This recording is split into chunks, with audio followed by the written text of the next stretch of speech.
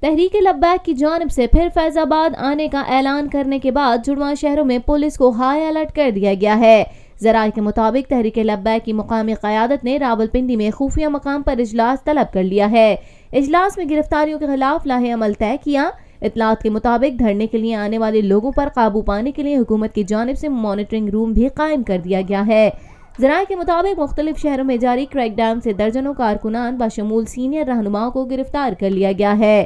وفاقی دارالحکومت اسلام آباد میں 200 کارکنان جبکہ راولپنڈی پولیس نے تحریک لبیک کے 23 سرگرم کارکنان کو گرفتار کر لیا ہے۔ فیض آباد انٹرچینج پر پولیس اور رینجز کی نفری تعینات کر دی گئی ہے۔ فیض آباد انٹرچینج پر پولیس کے 120 جوانوں اور افسران کو تعینات کیا گیا ہے۔ پولیس اہلکاروں کو ہر صورت روڈ کھلا رکھنے کی ہدایت جاری کر دی گئی ہے اور وفاقی پولیس کے افسران ان سیف سٹی کنٹرول روم سے تمام صورتحال پر نظر رکھے ہوئے ہیں۔